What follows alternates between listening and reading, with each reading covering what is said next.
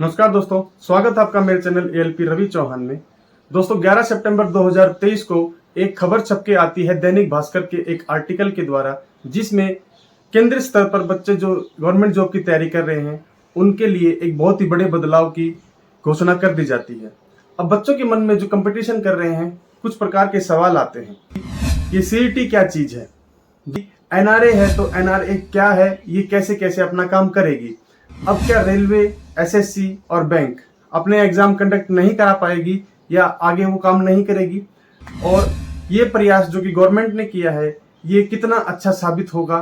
जिन बच्चों ने एएलपी और टेक्नीशियन के लिए तैयारी करनी चालू कर दी थी, सिलेबस को पकड़ लिया था और उसके अनुरूप अपने आप को ढालना चालू कर दिया था, तो क्या वो अब रुक जाए? क्या सीईटी के द्वारा जो पैटर्न दिया जाएगा एग्जाम पैटर्न, क्या उसके लिए वेट करे, अपनी पढ़ाई को वहीं पे रोक दे? तो आज सभी इन बातों को लेंगे और आपकी सभी डाउट क्लियर करेंगे दोस्तों। तो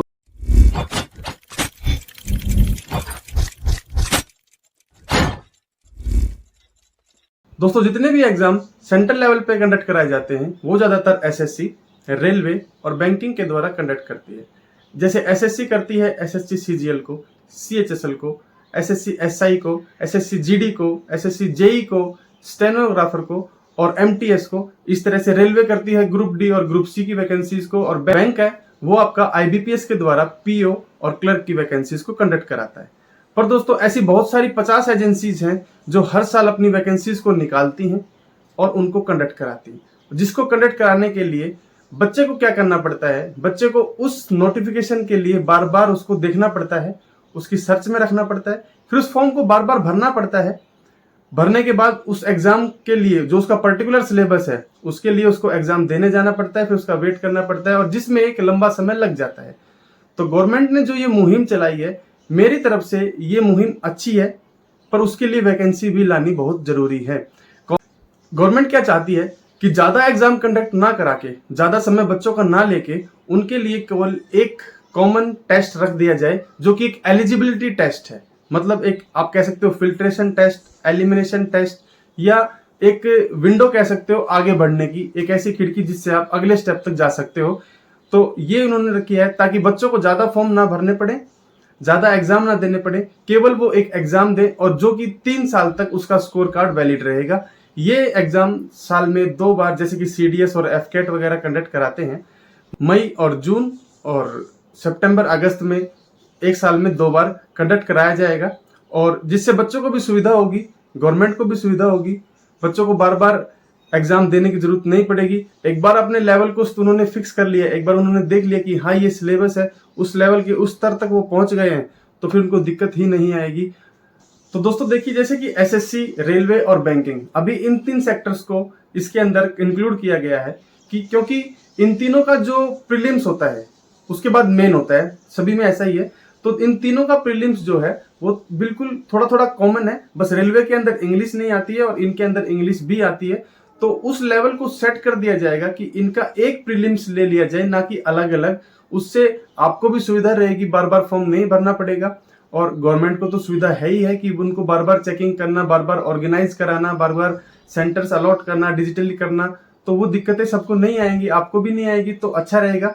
तो एक प्रीलिम करके आपको उस स्टेज तक पहुंचा दिया जाएगा कि आपको अब दोबारा से एग्जाम देने की जरूरत नहीं है। आपका जो स्कोर कार्ड है उसके बेस पे जब भी रेलवे में, एसएससी में या बैंक में वैकेंसी आएगी, तो आपके स्कोर कार्ड को देखते हुए वो अपने जो एग्जाम है, पर्टिकुलर मेंस के जो एग्जाम है, उनको कंडक्ट करा लेंगे।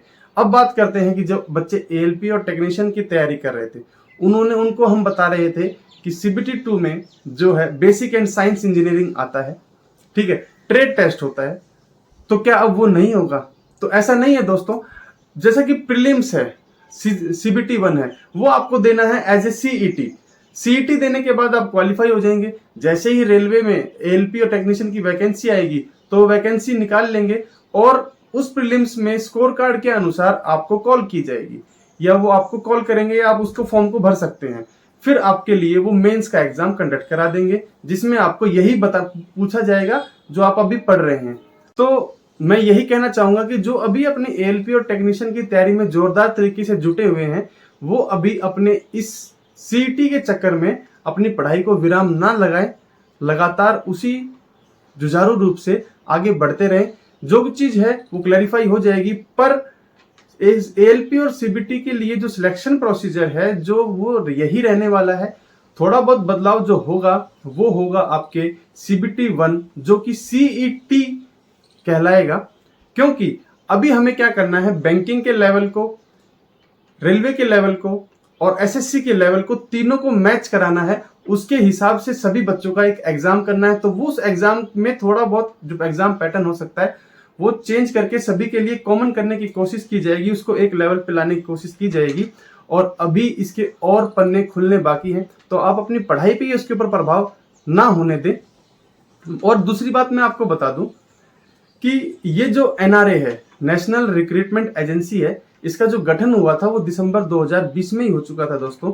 ऐसा गठन अभी नहीं हुआ है, ये काम करती हुई आ रही है। और जैसे कि न्यूज़पेपर में भी कटिंग में आर्टिकल में बताया गया है कि इसने अपना जो फाइनल टच है वो दे दिया है और रेलवे, एसएससी और बैंकिंग के साथ में इन्होंने संपर्क साधना शुरू कर दिया कि किस प्रकार से एग्जाम को कंडक्ट करा जाएगा। लगभग 117 डिस्ट्रिक्ट्स में एग्जाम सेंटर्स बनाए जाएंगे और 1000 से ज्यादा एग्जाम सेंटर रहेंगे। जैसा कि अभी पता है सीईटी नए नए स्तर पे होने वाला है, तो अभी जो मई और जून में जो सीईटी लिया जाएगा वो लिया जाएगा ग्रेजुएशन लेवल पे। ग्रेजुएशन लेवल पे ये 3 लेवल पे लिया जाएगा, CET for graduation level, CET 12वीं बच्चों के लिए और सीईटी 10th क्लास के बच्चों के लिए। ठीक है, जिनकी ग्रेजुएशन रहेगी वो 12th और सीईटी और 10th का भी सीईटी तीनों दे पाएंगे और अपना स्कोर कार्ड जनरेट करके 3 साल तक वो वेट कर सकते हैं। जब भी कोई वैकेंसी आएगी, जिस लेवल पे भी आएगी, वो उस फॉर्म को या फिर नोटिफिकेशन को देखते हुए उस फॉर्म को भर सकते हैं और अपनी नौकरी को जल्दी से जल्दी पा सकते हैं। इस सीईटी को करने का जो कोशिश की गई है वो यही की है कि 12 से जो 18 महीने किसी जॉब को पाने में एक बच्चे को लग जाते थे उसको कम करने की कोशिश की गई है। अब इसकी सफलता, इसकी कोशिशों को पूरा करने के लिए, पूर्ण करने के लिए सबसे पहले जो सीईटी ग्रेजुएशन लेवल पे कंडक्ट कराया जाएगा, उसके बाद फिर ये किया जाएगा 12th के बेस के ऊपर और फिर आएगा सीईटी 10th के बेस के ऊपर। तो मुझे ये जो मुहिम है गवर्नमेंट की ये अच्छी लगी है और आशा करता हूं आप भी इसको एक्सेप्ट करेंगे। पर मैं गवर्नमेंट से यही अपील करना चाहूंगा कि वैकेंसी भी उसी स्तर पर जल्दी जल्दी लाई जाए ताकि बच्चे वैकेंसी को पाकर जल्दी से गवर्नमेंट जॉब में आए, ना कि उस स्कोर कार्ड को लेकर घर में बैठे रहें।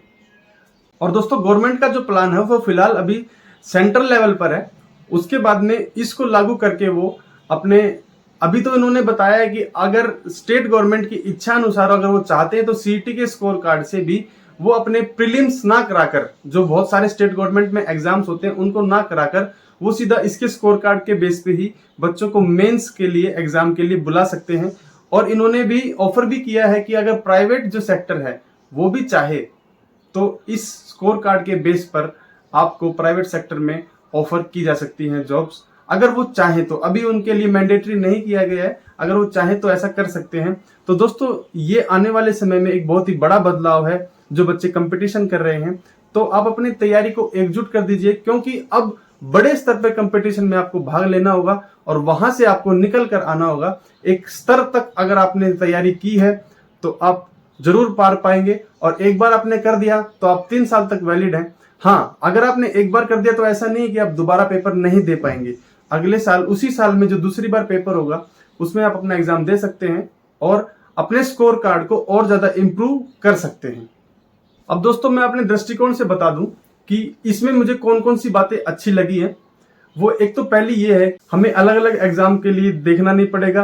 कुछ ऐसे एग्जाम होते हैं दोस्तों जो हमें पता ही नहीं चलता है कि कब निकल जाते हैं, कब उनकी लास्ट डेट भी निकल जाती है और हम उस फॉर्म को नहीं भर पाते जबकि हम उसके लिए एलिजिबल होते हैं।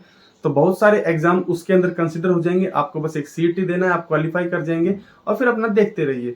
आपको बार बार किसी एग्जाम के लिए फीस नहीं देनी पड़ेगी, आपको बार बार किसी एग्जाम के लिए बाहर पैसा लगाकर जाना नहीं पड़ेगा, एग्जाम सेंटर्स पर धक्के नहीं खाने पड़ेंगे और आपको बार बार पढ़ना भी नहीं पड़ेगा। अलग अलग सिलेबस जो आप पढ़ते हैं, अलग अलग सब्जेक्ट जो पढ़ते हैं, सभी में वो एक कॉमन सब्जेक्ट आ जाएगा, तो आपको पढ़ने में भी आसानी होगी, सिलेबस को इकट्ठा करने में भी मेरे को लगता है कि आपको आसानी होगी और जॉब पाने में भी कम समय लगने वाला है। और आशा करते हैं कि ये जो सीईटी है ये आपके लिए भविष्य के लिए भी अच्छा रहे और अच्छी अच्छी नौकरियां, वैकेंसीज क्रिएट होंगी तो हम अपने स्कोर कार्ड से उनको पा भी पाएंगे।